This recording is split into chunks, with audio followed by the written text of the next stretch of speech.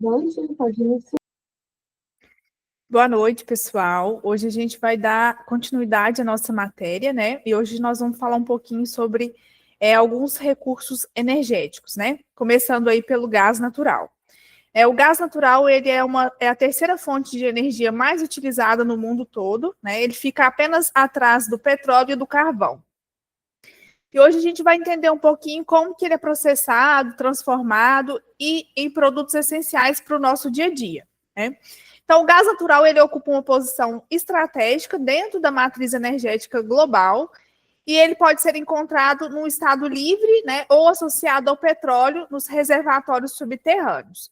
Como funciona a composição do gás natural, né? O gás chamado gás úmido, ele contém hidrocarbonetos com mais de 3 átomos de carbono. E a partir dele, né, são extraídos dois produtos principais: o gás liquefeito de petróleo e o famoso GLP e a gasolina natural, também conhecida como nafta leve.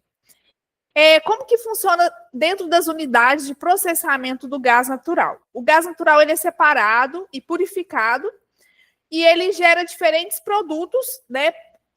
E cada um com sua aplicação específica, né? Quais são os produtos e suas aplicações? Esses derivados são fundamentais aí para o setor de transporte, indústria, dentro das residências e até para a produção de insumos petroquímicos. O processamento do gás natural, ele é um exemplo claro de como a tecnologia transforma esses recursos naturais em soluções para o nosso cotidiano, dentro do nosso dia a dia, né? Quais são as principais aplicações que a gente tem do gás natural?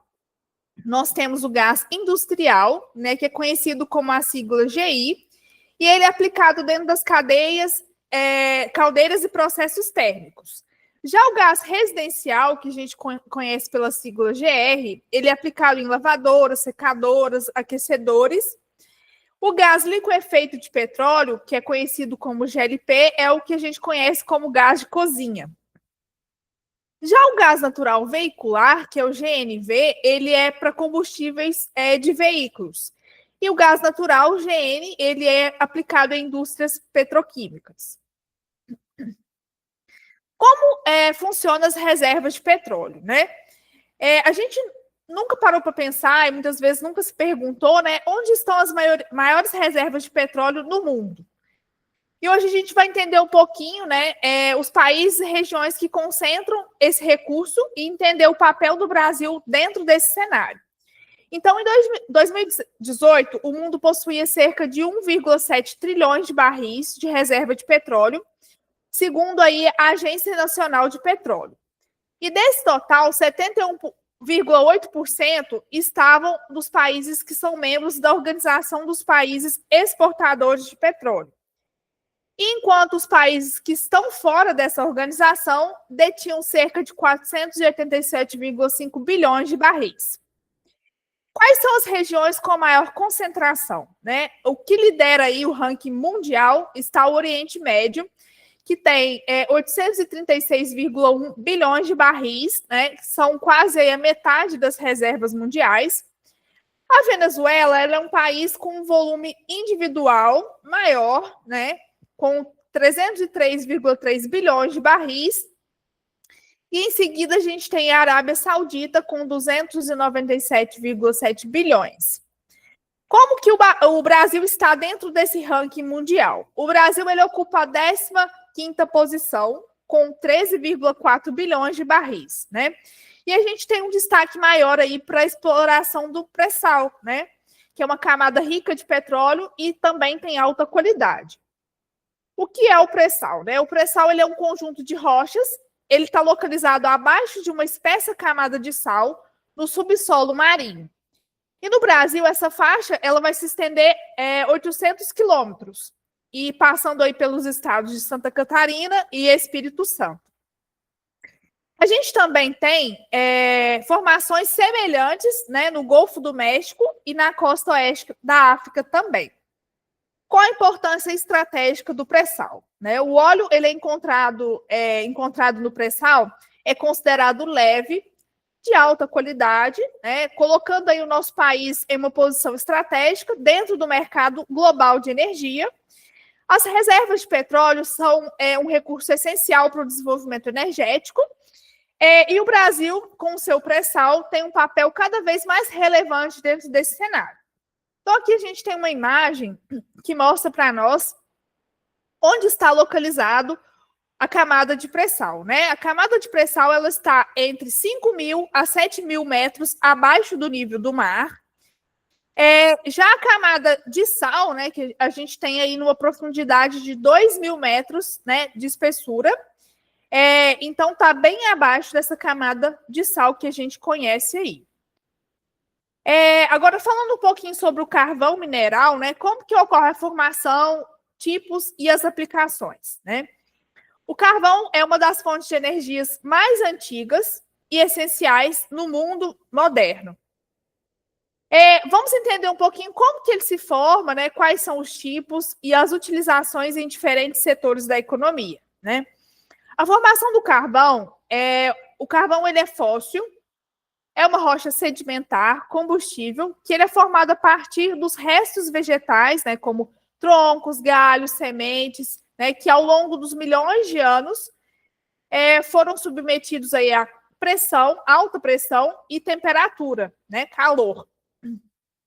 E esse processo é chamado de carbonificação, né? Transforma a matéria orgânica em carbono e hidrogênio, sendo que o carbono é um principal elemento do carvão. Como funcionam as reservas mundiais e também no Brasil? As reservas mundiais estão localizadas em bacias sedimentares, né? Em depressões preenchidas por sedimentos, resultado da movimentação das placas tectônicas, né? E estima-se aí que existam cerca de 1.080 bilhões de toneladas de carvão no mundo, né? Isso é suficiente para a gente conseguir abastecer a demanda atual por mais 210 anos. E no Brasil, a gente tem cerca de 32 bilhões de toneladas que estão concentradas principalmente na região sul do país, né? A gente tem aí 90,1% no Rio Grande do Sul, 9,6% em Santa Catarina e 0,3% no Paraná. Como ocorre a extração do carvão, né? O carvão ele é encontrado em veios ou leitos, né? Podendo ser extraído do subsolo ou de minas de superfície, né? O que são veios? Veios de carvão são camadas ou faixas horizontais, né, de carvão mineral, que se formam entre outras camadas de rochas sedimentares ao longo dos milhões de anos. E elas vão se parecer com faixas de carvão dentro da Terra, né? E cerca de 60% da produção vem de minas superficiais, onde esses veios estão próximos da superfície. Falando um pouquinho sobre as propriedades e qualidade, né? A qualidade do carvão ela vai depender de algumas propriedades, né? Como o teor dessa matéria mineral, o teor de enxofre que esse carvão vai ter, a umidade, o poder calorífico, né? A matéria volátil, o carbono fixo total e o teor de hidrogênio. O teor de carbono ele é especialmente importante porque ele vai indicar o grau de maturidade geológica, né? Que é chamado ranking, que é atingido durante a formação desse carvão. A gente tem uma classificação dos tipos de carvão, né? São classificados em 4 tipos, conforme o teor de carbono, né? O primeiro tipo, a gente tem o lignito, né? Que é um carvão jovem, com alto teor de água e baixo poder calorífico. Em seguida, a gente tem o subbetuminoso, né? Que também é um alto teor de água, com baixo teor de enxofre e menor custo de extração. Nós temos também o betuminoso, que é mais abundante na superfície terrestre, tem um alto poder calorífico e maior teor de enxofre. E temos o antracito, né? Que é o mais raro, com maior poder calorífico, uma baixa emissão de poeira e uma queima mais prolongada. Como funciona a aplicação do carvão mineral? O carvão ele é utilizado em diversos segmentos, né, dependendo das suas propriedades, desde a geração de energia, né, em caldeiras, para produção de vapor, acionamento de turbinas, para a produção de gás, né, utilizado na fabricação de fertilizantes, amônia, os combustíveis líquidos, lubrificantes, diesel, metanol e combustíveis para aviação e isqueiros também. O carvão metalúrgico, né, ou coqueificação, é usado como matéria-prima na produção de coque, né, que é um material poroso que é obtido ao aquecer o carvão sem oxigênio. O coque, ele é essencial na indústria siderúrgica, especialmente nos altos fornos, por ter uma alta qualidade, um baixo teor de cinzas, né? E ele representa aí 85% do consumo de carvão metalúrgico. O carvão mineral continua sendo uma fonte estratégica, né? Com aplicações que vão desde a geração de eletricidade à produção de insumos industriais, né? Com reservas abundantes em diferentes tipos, e ele desempenha um papel importante na matriz energética global também. Falando um pouquinho de mineração e aproveitamento energético do carvão, quais são as etapas de mineração do carvão, né? A primeira etapa é a prospecção, né? Que quando eu faço aquela busca inicial pelo mineral, né? Eu vou atrás de fontes, né? Que possam ter esse mineral. A exploração vem em seguida, né? Que é o estudo e avaliação desse depósito minerário. Em seguida, a gente tem o desenvolvimento, né, que é a preparação, tração da mina, seguido da lavra, que é a extração efetiva do carvão, o processamento mineral, que é quando eu vou beneficiar esse material, a desativação da mina, né, quando já está lá no fim da vida útil, né, que é quando eu vou encerrar as minhas atividades, seguido da recuperação ambiental, que é quando eu consigo restaurar aquela área que foi degradada. E quais são os tipos de mineração, né? A gente tem dois tipos: a mineração a céu aberto, né, que é indicada por camadas mais rasas, né, onde o mineral está mais próximo da camada da superfície. E temos também a subterrânea, né, que é utilizada para as camadas mais profundas. A lavra subterrânea é a mais comum no mundo, né? A mineração a céu aberto, ela tem algumas etapas, né? Como a remoção do solo, em seguida a perfuração das camadas sobre o carvão, o carregamento desse material estéril, né? Que é aquele material que não vai ter um valor econômico, que está acima dessa camada de carvão, que é o meu mineral ali que eu estou buscando, que tem um valor econômico. Em seguida, de perfuração e detonação desse carvão. Em seguida, o transporte desse material. Lá no final, né, da minha vida útil dessa mina, eu vou fazer a recuperação ambiental e a destinação futura dessa área, que pode ser utilizada de outras formas, né? Eu posso construir condomínios, posso fazer parques, né? Entre outras utilidades dessa área que eu vou fazer a recuperação. Quais são as desvantagens, né, que a gente tem para uma lavra de céu aberto, né? Uma área grande de exploração, o uso intensivo de máquinas pesadas, né? A gente tem como impactos ambientais erosão, vai ter rejeito, contaminação hídrica pode ocorrer, né? Alteração do visual e da paisagem, que é um dos mais impactantes. Já a mineração subterrânea, né? Ela tem alguns métodos, né? Seja por câmara ou pilares ou frente larga, né? O acesso por poços verticais. Também pode haver escavações horizontais por galerias para extração. A lava subterrânea, ela também tem algumas vantagens e desvantagens, né? A vantagem é que a gente vai ter uma menor área de impacto, menor custo de recuperação, né? Porque vai estar embaixo. O processo é independente do clima, né? Então, se chover, né, não vai impactar tanto como uma lavra a céu aberto. A gente tem também desvantagens, né? O maior risco de acidentes, né? Infraestrutura é mais cara, porque eu vou ter que acessar uma área mais difícil, mais profunda. A necessidade de uma mão de obra especializada, né? A geração de energia, falando agora um pouquinho sobre a geração de energias em usinas termoelétricas, né?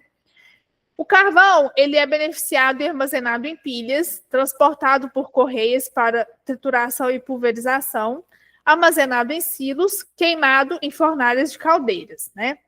O ciclo termoelétrico acontece da seguinte maneira.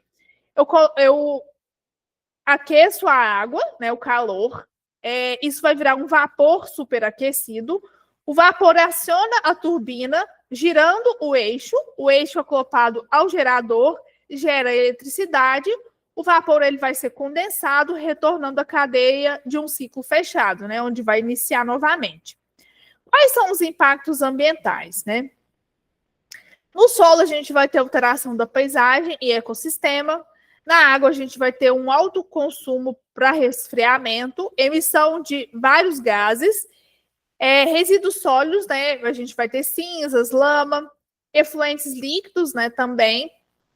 Para a população, a gente vai ter a questão sobre a infraestrutura urbana, né? E os impactos socioeconômicos, né? A gente pode gerar emprego de forma direta ou indireta, arrecadação de tributos, né, para aquele município, desenvolvimento local, né, vai estimular a economia, a procura por serviços, então, de certa maneira, a gente vai conseguir ajudar esse local.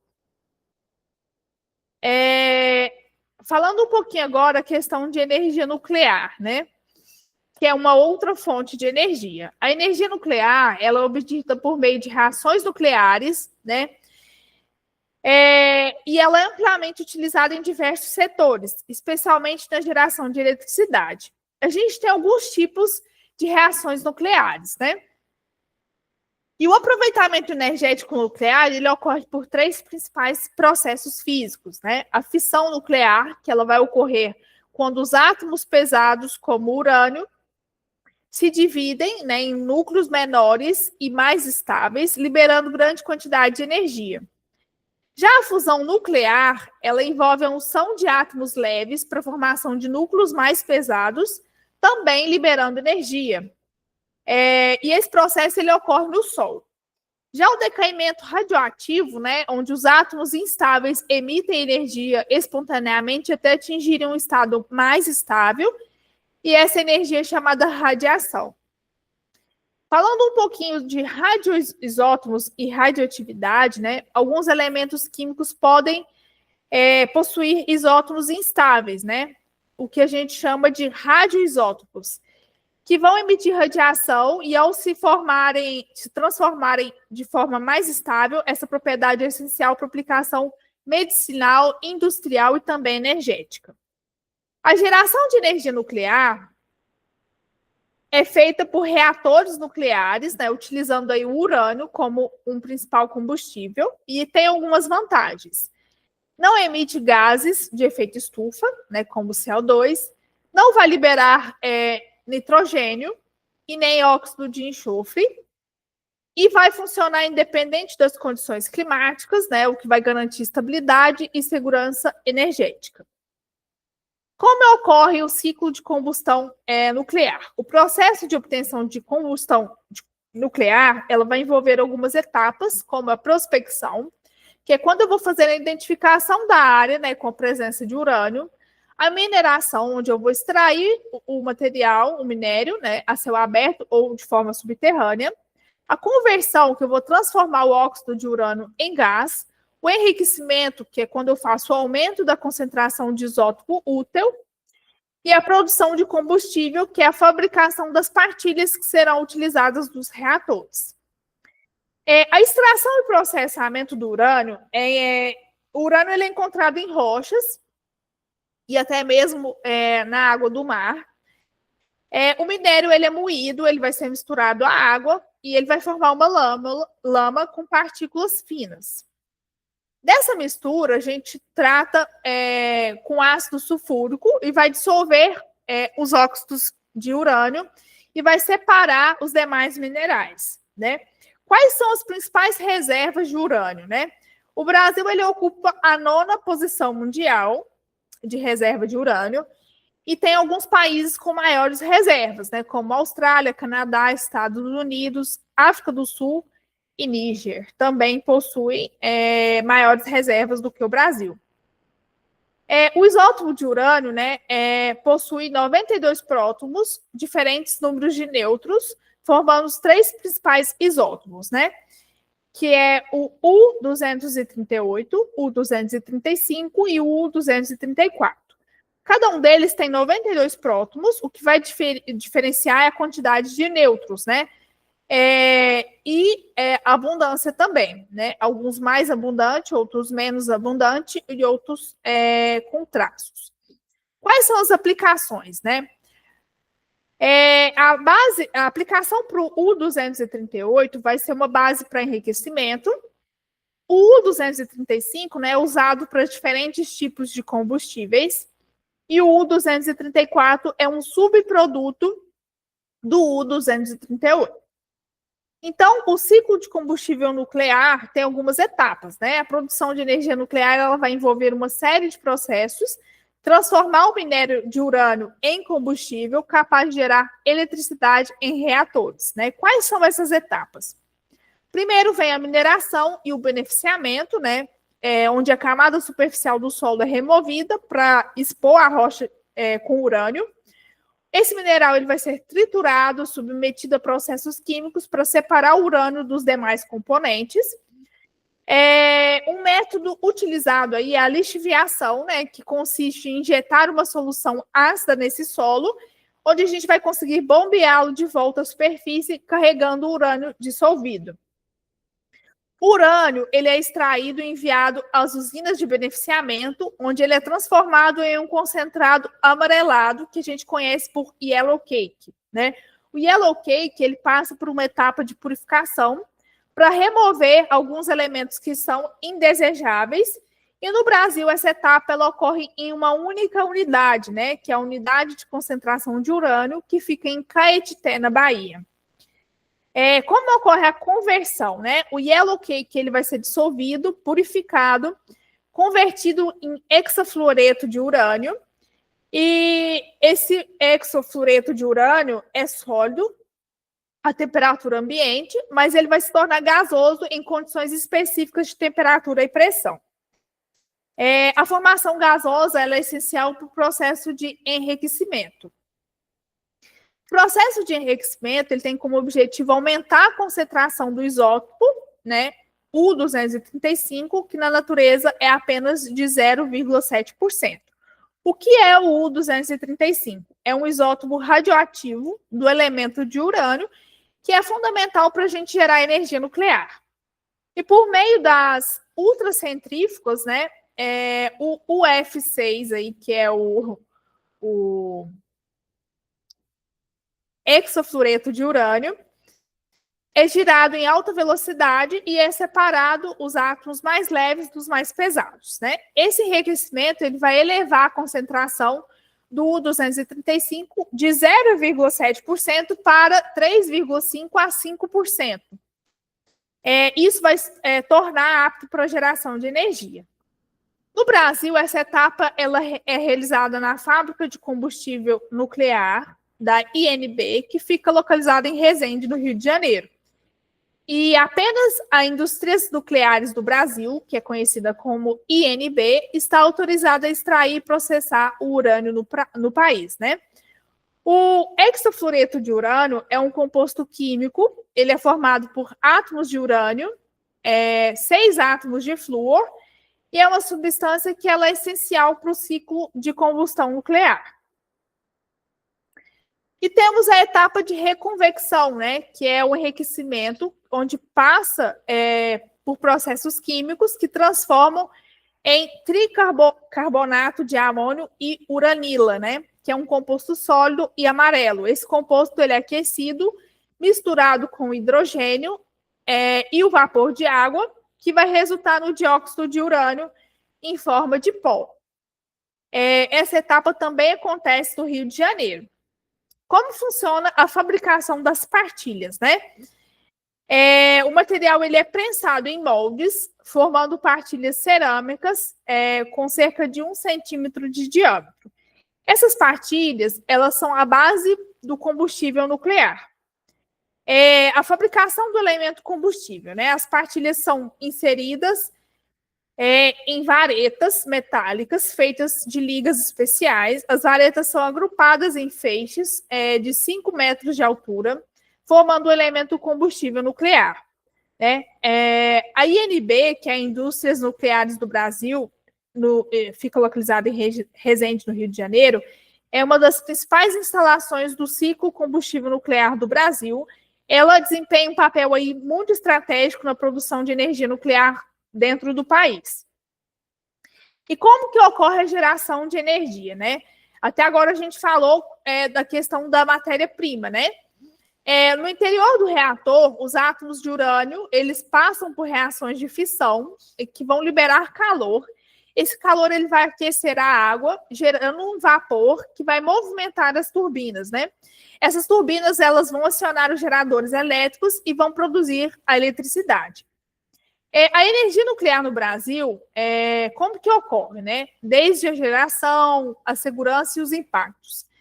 O Brasil ela possui 2 usinas nucleares em operação, né? Localizadas em Angra dos Reis, no Rio de Janeiro, e elas pertencem à Eletrobras, né? A terceira usina, que é a Angra 3, ela está em fase de construção também na mesma cidade. Como a energia nuclear é gerada, né? A geração ocorre por meio de fissão nuclear, os átomos pesados de urânio 235 são bombardeados por nêutrons, que vão se dividir em nêutrons menores e vão liberar energia. Cada fissão libera de 2 a 3 nêutrons, que vão provocar uma reação em cadeia. O calor gerado vai aquecer a água, que está sob pressão, produzir o vapor, movimentar as turbinas, que são acopladas a geradores elétricos. O vapor ele é resfriado, condensado, reutilizado, formando um ciclo térmico de Rankine. A energia nuclear ela é uma fonte limpa, né? Ela não emite gás de efeito estufa, nem poluentes, né? Tem uma baixa quantidade de resíduos, oferece previsibilidade, segurança energética, independente de condição climática, mas a gente tem alguns fatores aí, como os acidentes nucleares, né, que a gente já viu aí que ocorreram, né? A gente tem como exemplo aí um acidente nuclear que aconteceu em 1979 nos Estados Unidos, né, por falhas humanas e técnicas que causaram superaquecimento do reator e o núcleo começou a derreter, que foi liberando rejeitos radioativos. Né? Cerca de 140 mil pessoas foram evacuadas, mas não houve mortes. A gente teve também um acidente de Chernobyl, na Ucrânia, né, em 1986, onde houve a explosão durante o teste de segurança, que causou o maior desastre nuclear da história. A gente teve 25 mil mortes. Esse reator, sem estrutura de contenção, liberou plutônio, iodo, estrôncio e césio. Essa radiação ela contaminou grande parte da Europa e, por isso, né, foram adotados vários fatores de segurança e avanços tecnológicos também. Após os acidentes, houve avanço de segurança, reprocessamento e tratamento de rejeitos. Né? A energia nuclear, hoje, ela é considerada confiável, eficiente, de baixo custo operacional no sistema interligado nacional. Quais são as vantagens de implementação das usinas, né? Flexibilidade de localização, né? Desde que haja aí disponibilidade de transporte do combustível, acesso aos recursos hídricos para resfriamento. As usinas elas vão ocupar uma área reduzida, podendo ser instalada próximo a centros de carga, reduzem impactos como despropriação e uso do solo, praticamente isenta de emissões gasosas, né, contribuindo aí para as questões climáticas. Uma eficiência energética e abastecimento. O Brasil possui grande disponibilidade de urânio, né, garante segurança no abastecimento, pequenas quantidades de combustível geram grandes volumes de energia, então precisa de muito pouca matéria-prima. Devido à alta densidade energética, o consumo de água e controle ambiental também, né? As usinas nucleares, elas consomem água para resfriamento. Isso pode impactar a disponibilidade hídrica, né? Então, medidas de controle incluem aí, que são necessárias, né? Tecnologias de baixo consumo, reuso dessa água, uso da água do mar também é uma opção, como é feito em Angra 1 e Angra 2. A água captada do mar é monitorada, né, para a gente evitar os impactos à fauna marinha. Como funciona o controle desses resíduos e rejeitos radioativos, né? Os resíduos sólidos e rejeitos radioativos, com diferentes níveis de periculosidade, os resíduos não radioativos são tratados e destinados adequadamente. Já os rejeitos radioativos, eles passam por alguns processos, né? Como solidificação, compactação, confinamento em contêineres especiais, e exigem um monitoramento contínuo e essencial para a gente evitar emissões fugitivas, né? Que essa radiação ela possa fugir aí do controle.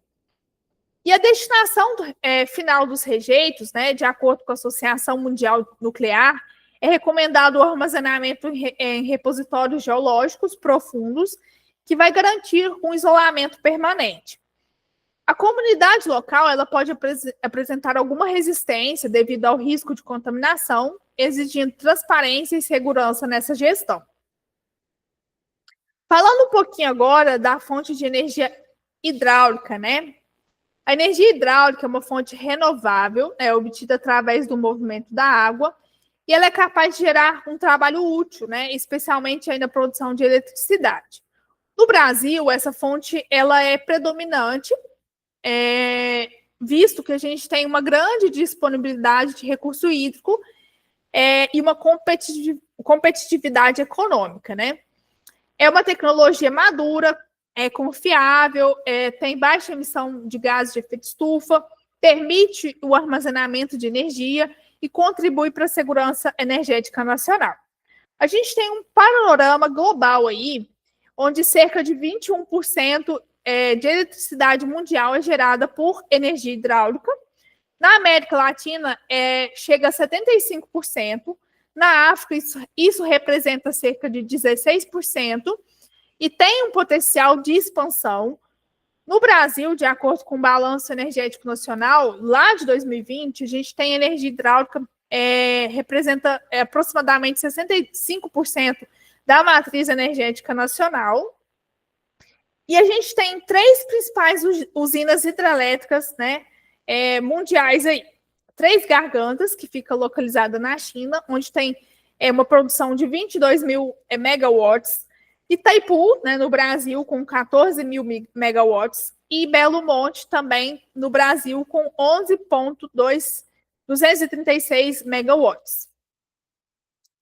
Falando um pouquinho sobre o funcionamento e o potencial hídrico, né, a geração de energia ela ocorre através do potencial hidráulico, né, de um curso d'água. Isso vai depender da vazão, do desnível desse reservatório e o ponto de descarga também. Então, esse desnível ele pode ser natural, através da queda de água, ou artificial, através das barragens, né? O aproveitamento da energia hidráulica ela vai ocorrer através das quedas naturais, o barramento com reservatórios, através da energia cinética da água e sistemas de bombeamento e armazenamento também. A gente tem algumas classificações das centrais hidroelétricas, né? Por potencial instalada, né? A gente tem desde as microcentrais, que produzem aí 100 quilowatts, até as grandes centrais, que são acima de 100 megawatts. Então, a gente tem as microcentrais, pequenas centrais, médias centrais e grandes centrais. Vai depender da quantidade de quilowatts ou megawatts gerado aí. E temos também pela questão de desnível hidráulico, né? Baixíssimo, né, onde a gente tem uma queda até 10 metros, baixa queda de 10 metros a 50 metros, média queda de 50 metros a 250 metros, alta queda, que é aquela acima de 250 metros, e o tipo de reservatório também, né, onde a gente tem o fio de água, que é sem reservatório, vai depender da vazão natural do rio, a acumulação, que é outro tipo de reservatório, que vai acontecer com reservatórios para regularização da vazão, e os reversíveis, né, que é o bombeamento da água para reservatórios superiores. Um exemplo que a gente tem desse reservatório são as usinas de Pedreiras e Traição no estado de São Paulo. Barreiras e investimentos aí, né? Os principais desafios que a gente tem para esse tipo de energia, né, geração desse tipo de energia, é um alto custo das obras civis, né, já que isso vai exigir barragens, turbinas, casa de força, né, infraestrutura de transmissão para centros de consumidores, os impactos socioambientais, né, que não são pequenos, e o licenciamento ambiental que pode ser moroso, né, demorado, vai exigir estudos técnicos e avaliação desses impactos, né, os controles desses impactos também. Os impactos ambientais e socioambientais, né, quais são? Né? Emissões de metano, porque a gente vai ter uma vegetação que vai ser submersa, né? Essa vegetação ela vai passar por um processo de decomposição. Também temos a alteração do microclima, né? Visto que a gente vai ter uma grande perca de vegetação, qualidade da água também, a questão da turbidez, né? E sedimentação, né? Desse recurso hídrico, mudanças do ecossistema aquático, né? Reprodução de peixes, extinção de espécies. E as questões sociais, né, onde a gente vai ter um alagamento de cidades que podem ocorrer, né? Um exemplo que a gente tem é a usina de Nova Ponte, né? Uma usina que foi necessário aí o alagamento da cidade e uma construção de uma nova cidade. E de áreas agrícolas também.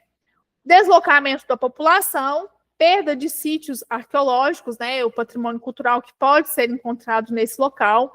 Alteração de pesca e turismo também local que podem ocorrer. Um exemplo que a gente tem é a usina de Estreito, no estado de São Paulo. Eu já tive a oportunidade de visitar essa usina. Eles construíram, né, na lateral das turbinas, eles construíram uma escada, que a gente conhece como escada de peixes, onde é possível, né, fazer, no período de Piracema, né, onde os peixes vão subir o rio, né, eles passam por essa escada sem precisar passar pelas turbinas, né? Então, isso vai ser possível preservar a fauna local, né? A fauna aquática. Então, eles vão passar por essa escada e conseguir atravessar até chegar ao seu destino final para fazer reprodução no processo, no período da Piracema. Então, é algo que foi implantado, eu achei bem legal, nessa usina aí de Estreito.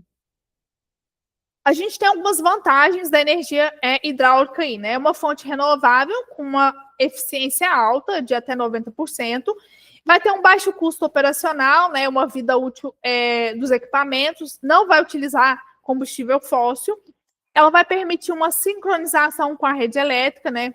Os reservatórios podem ser múltiplos, né? Controle de cheias, irrigação, navegação. Não gera resíduos sólidos, né? Não vai contaminar os recursos hídricos, mas tem também algumas desvantagens, né? Vai depender de fatores climáticos, né? A questão de precipitação, de chuvas, interrupção do curso de água, né? Inundação de grandes áreas, formação de gases de biogênicos, né? Como metano, no processo de decomposição, perca de áreas produtivas, né? E impactos no uso do solo, já que precisa de uma grande área. Alteração ecológica e sociais significativas também. O aproveitamento hidroelétrico, né? O princípio básico da geração da hidroelétrica consiste em converter a energia potencial da água armazenada nos reservatórios em energia mecânica por meio da movimentação dessas turbinas, né? As turbinas elas vão girar um eixo conectado a um gerador elétrico e transformar o movimento em eletricidade. A gente tem alguns parâmetros de dimensionamento, né? Para avaliar a visibilidade técnica e econômica do aproveitamento hídrico, é necessário a gente considerar alguns fatores, né? Como o desnível vertical, né? A altura dessa queda, né? Entre os pontos do curso de água, a vazão desse rio, né? O volume dessa água, qual a disponibilidade para geração, a área também do volume do reservatório, o fator de capacidade, o número de horas em que as máquinas vão estar disponíveis para operar, número de máquinas geradoras, né, o potencial nominal de cada máquina, potencial total instalado. Então, tudo isso são parâmetros que devem ser avaliados antes de se instalar, né, uma hidroelétrica aí. Tem algumas condições fundamentais também, né? Precisa atender duas condições, né? A questão da queda, né, por causa do desnível, a diferença de altitude entre um ponto de captação da água e o ponto de retorno ao leito do rio, que vai ser medido em metros, a questão da vazão, né, que é o volume da água que vai escoar, e também da unidade, por unidade de tempo, né, quantos litros por segundo, né, ou quantos metros cúbicos por segundo eu vou conseguir produzir, e vou gastar também de água para produzir energia. Alternativas com energia cinética, né? Caso não seja possível a gente obter um desnível significativo, a gente pode gerar energia a partir de uma energia cinética, né, que é o movimento da água, e essa alternativa ela vai apresentar uma eficiência reduzida, né, em comparação ao aproveitamento de uma energia potencial. Comportamentos básicos, né, de uma energia hidroelétrica. Uma usina hidroelétrica ela é composta por diversos elementos e vão trabalhar em conjunto para transformar essa energia potencial em eletricidade, né? Alguns componentes são o reservatório. A área destinada para armazenar a água do rio ela é formada pela construção de uma barragem e, além da geração de energia, os reservatórios eles podem servir para abastecimento humano, irrigação agropecuária, controle de cheias, piscicultura e agricultura e navegação também. Usinas do tipo fio de água não utilizam reservatório, então elas vão operar apenas com o fluxo natural do rio e vai reduzir os impactos ambientais e sociais também. As barragens, né, elas são estruturas construídas para represar o curso do rio. Isso vai elevar o nível de água, vai criar um desnível que é necessário para o aproveitamento da energia potencial e vai regular a vazão e garantir também a navegabilidade também nesse curso. A gente tem alguns tipos de descarregadores, né? O vertedouro, que vai liberar o excesso de água, podendo ser livre ou controlado por comportas, e o descarregador de fundo, que vai ser instalado na base da barragem, que vai permitir a remoção de sedimentos acumulados. E a gente tem a captação e condutos de adução, né? A tomada de água, que é o ponto inicial da condução de água até as turbinas, equipadas de grande proteção para evitar a entrada de detritos, possuem comportas para evitar o controle de vazão e comportas de emergência, né, para manutenção e situações críticas. E inclui também os tubos de aeração para evitar depressão e esmagamento dos condutos. Condutos de adução, né, são aqueles que vão transportar a água até as turbinas. Eles podem ser condutos de baixa pressão, onde vão ter baixa declividade e a velocidade, e os condutos forçados, que são de alta pressão e velocidade, geralmente feitos de aço soldados, né? Temos também a casa de máquinas, que é um local onde é instalado geradores e turbinas, e esses são responsáveis pela conversão da energia da água em eletricidade. E a gente tem alguns equipamentos. Caixa espiral, onde a tubulação em forma de anel distribui a água uniformemente na entrada da turbina. O rotor, né, que é a parte móvel da turbina, com pás que giram com fluxo de água. O distribuidor, que são os conjuntos de palhetas móveis, que vão controlar a vazão dessa água e para a turbina. O regulador de velocidade, que é um sistema eletrohidráulico que vai manter a rotação constante da turbina, e as turbinas que vão converter o movimento linear da água em movimento rotacional acionado o gerador elétrico. Temos também as subestações elevadoras, né, que ela é responsável por elevar a tensão de energia gerada, permitindo a sua transmissão até os consumidores. A eficiência das turbinas, né? As turbinas, elas apresentam uma eficiência de 85% a 95%, vai depender da vazão, da queda líquida, né? Mas podem ocorrer também as perdas hidráulicas, que é a energia residual na saída da turbina, e as perdas mecânicas, né, que é quando o atrito nas partes móveis e aquecimento dos mancais. A gente tem a classificação das turbinas hidráulicas, né? Conforme a direção da entrada de água, que são as axiais ou radiais, o modo de ação da água, uma ação direta ou reação, orientação do eixo horizontal ou vertical. Então, explicando um pouquinho sobre os tipos de turbinas hidráulicas, né? O tipo radial, ele tem como trajetória da água, a água vai atravessar as pás do rotor de forma perpendicular ao eixo, né? A gente pode ver na foto abaixo aí, no exemplo da turbina Francis. Já a axial, a água ela vai escoar paralelamente ao eixo da máquina, vai passar pelas pás na direção axial, conforme a gente pode ver na segunda imagem, na turbina de Kaplan. E a tangencial, né, a água atinge as pás de forma tangencial, como jatos direcionados, conforme na terceira imagem.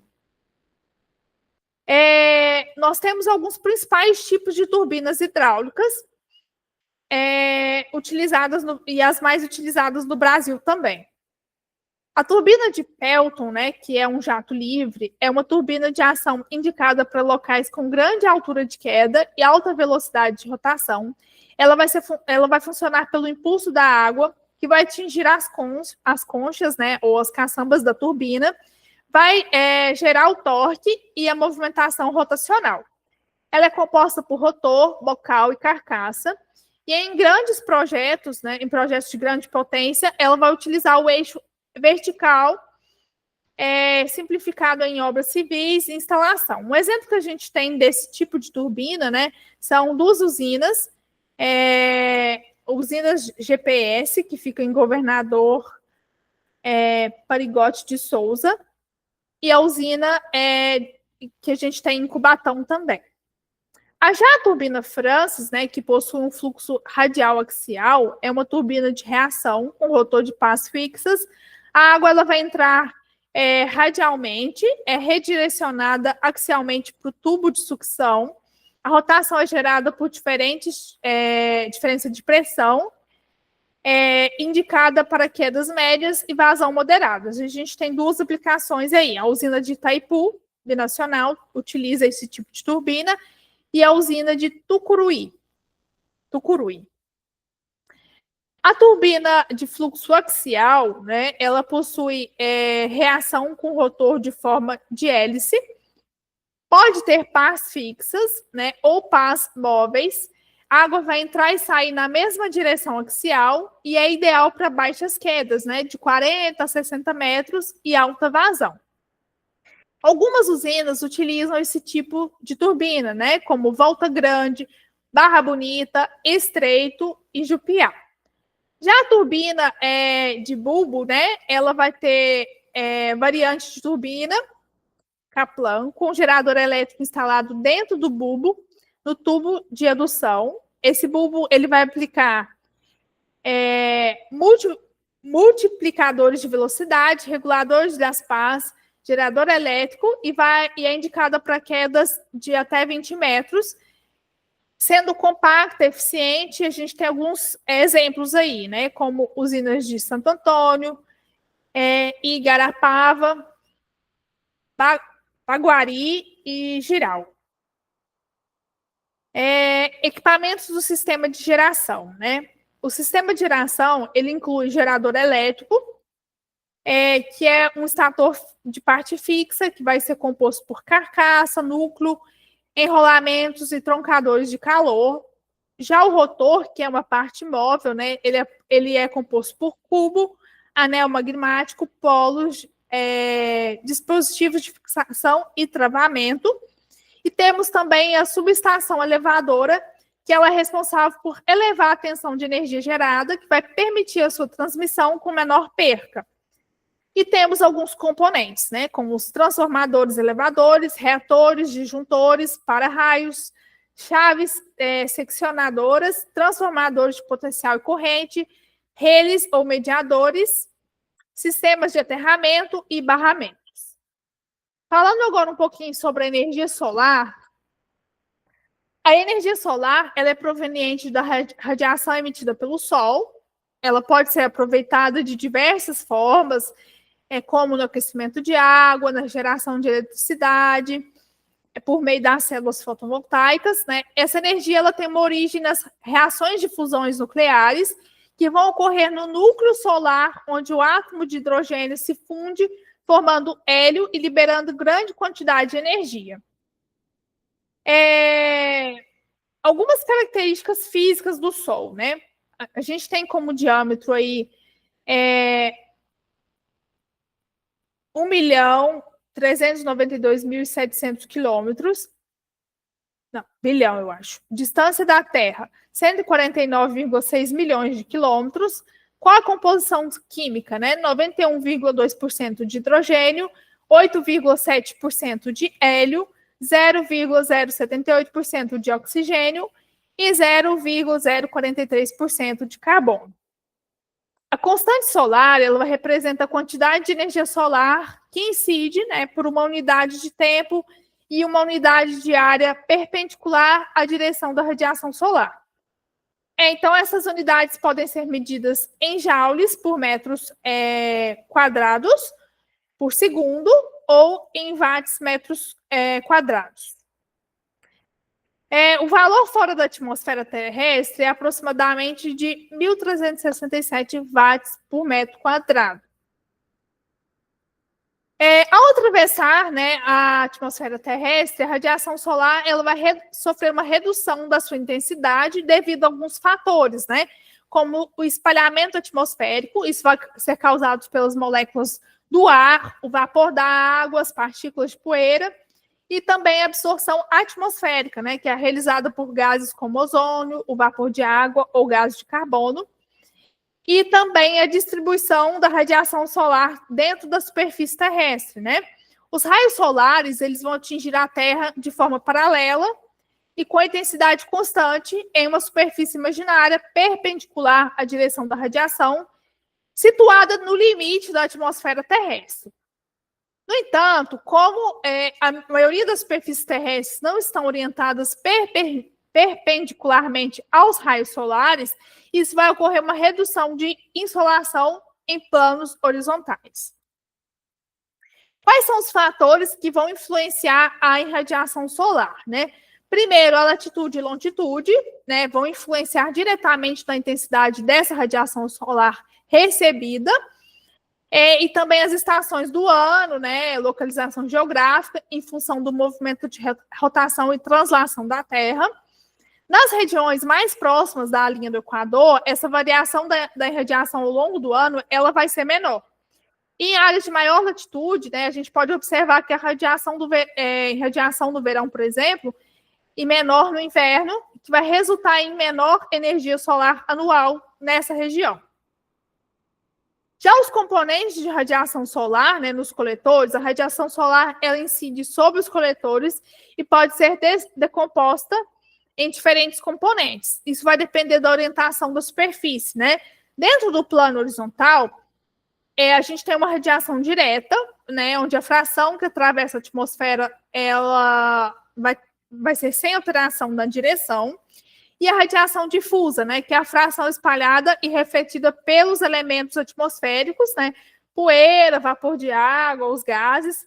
E temos também o plano inclinado, que vai incluir os componentes direta e difusa, e além do albedo também, que é uma radiação que vai ser refletida por elementos do redor do coletor, como a vegetação e a construção e solo. A gente tem alguns parâmetros para projetos de sistemas solares, né?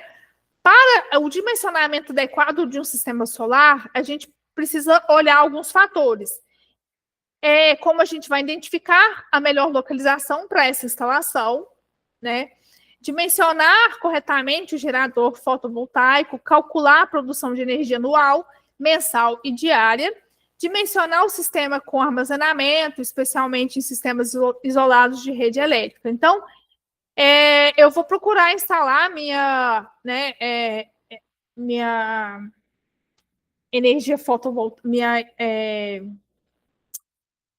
Como é que fala, gente?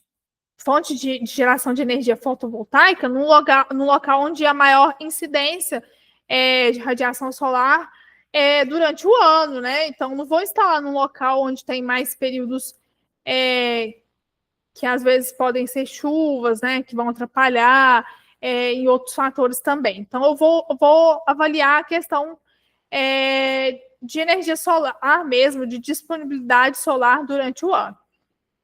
Eu vou utilizar equipamentos de medição de radiação solar, né, como o piranômetro, que vai medir a radiação global e o componente difusa, utilizar uma termopilha, ou como termopares, entre superfícies pretas e brancas, gerar uma tensão elétrica proporcional à direção da temperatura e vai indicar também a radiação solar instantânea.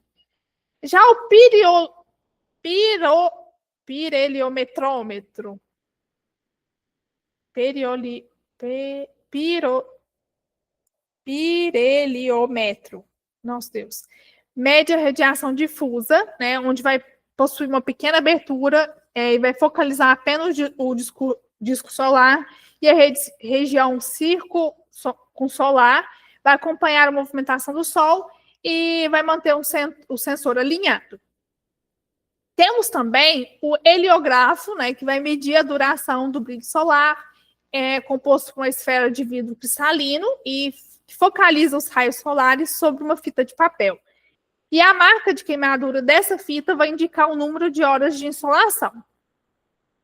Temos também os coletores solares, né, onde a radiação solar ela pode ser captada por dois tipos principais de coletores, onde o coletor solar térmico, que vai transferir a energia da radiação para um fluido de trabalho e vai aumentar a sua energia interna, e o coletor solar fotovoltaico, que vai converter a energia solar em eletricidade, que vai movimentar os elétrons da banda de valência para a banda de condução.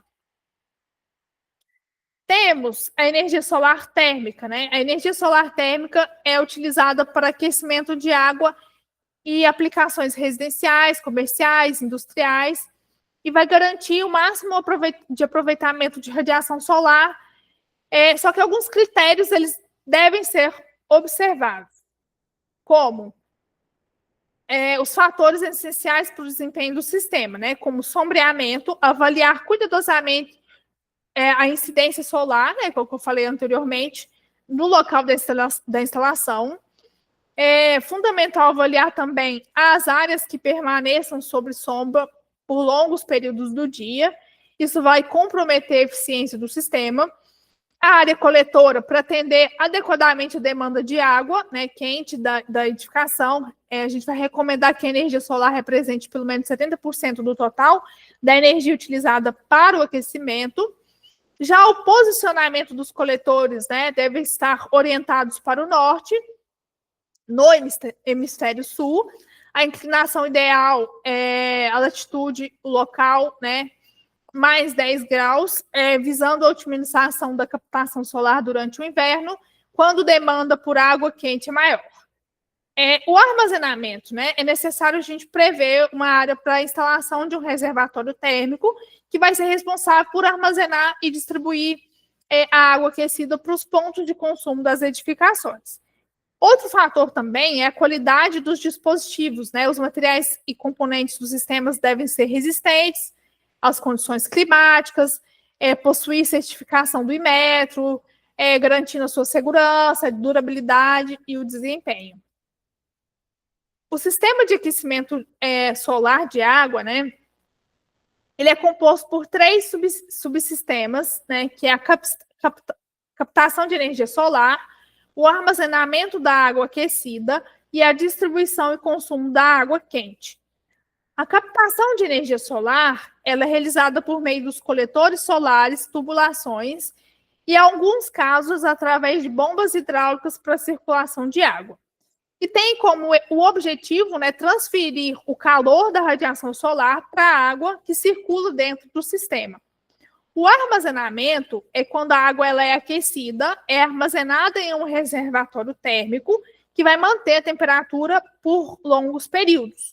O sistema ele pode incluir fontes auxiliares, seja elétrica ou a gás, para suprir essa demanda, né, nos dias em que há baixa insolação e há picos também de consumos não previstos. Já o consumo, né, a água quente armazenada, ela vai ser distribuída por meio das tubulações até os pontos de consumo, seja chuveiro, torneiras, pias, né? A gente tem alguns componentes do sistema, né? O coletor solar, ele vai captar a radiação solar e transferir o calor para a água. O reservatório térmico, ele vai armazenar a água aquecida. O circuito hidráulico primário, ele vai conectar os coletores ao reservatório. O circuito hidráulico secundário, ele vai conectar a rede de água fria aos pontos de consumo. A conexão com a rede de água fria, ela vai abastecer o sistema com água em temperatura ambiente. A conexão de água quente, ela vai distribuir a água aquecida para a rede interna. E os dispositivos de segurança, né, eles são válvulas de alívio de pressão, que vão ser um limitador de temperatura, e o dispositivo auxiliar, que vai aquecer os elétricos ou a gás para complementar esse sistema. A gente tem alguns tipos de circulação no circuito primário, né? Primeiro, a termofissão, né, que é uma circulação natural, que vai ser baseada na diferença de densidade entre a água quente e a fria, onde a água ela é aquecida, né, naturalmente para um reservatório, deve estar sob um nível superior ao coletor, dispensa o uso de bombas hidráulicas e é recomendado para os sistemas de pequeno porte, né? Às vezes pequenas residências e tal. Já a circulação forçada, ela vai utilizar a bomba hidráulica para movimentar a água, vai permitir maior número de coletores e uma flexibilidade na instalação. É recomendado para sistemas de grande porte, né? E vai incluir uma motobomba, um controlador diferencial de temperatura, um sensor de temperatura na saída desses coletores e do reservatório. Temos também os tipos de coletores solares, né? Temos o coletor solar plano fechado, que vai ser aplicado aí no aquecimento de água para banho, no uso doméstico, onde ele possui aí uma caixa de isolamento térmico, uma cobertura transparente, geralmente de vidro, que vai gerar um efeito estufa.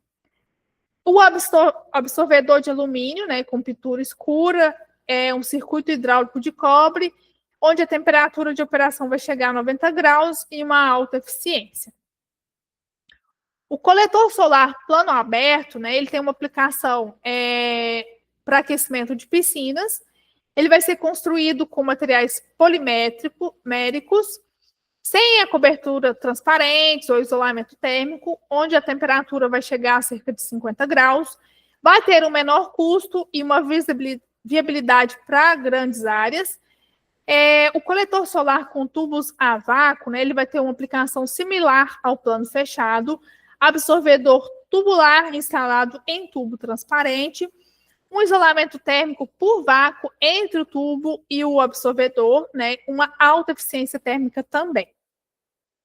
Já os componentes de coletor solar fechado, eles possuem uma caixa externa, né, que é uma estrutura de suporte que vai geralmente em alumínio ou em plástico, que é resistente. Um isolamento térmico, geralmente em lã de vidro, lã de rocha ou uma espuma de poliuretano. Uma tubulação interna em formato de flautas ou calhas, que pode ser de cobre, pela alta condutividade e resistência à corrosão. Uma placa absorvedora, né, seja de alumínio ou cobre, que vai ser pintada de preto fosco, que vai otimizar a absorção da radiação solar.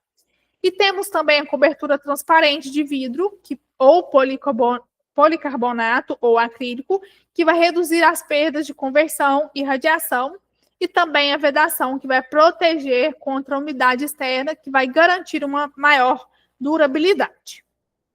Então, pessoal, por hoje era isso, né? Falando um pouquinho sobre as fontes de energia, né? Que as principais fontes que a gente tem para geração de energia. Muito obrigada. Esse material vai ser disponibilizado para vocês no portal. E tenham uma boa noite.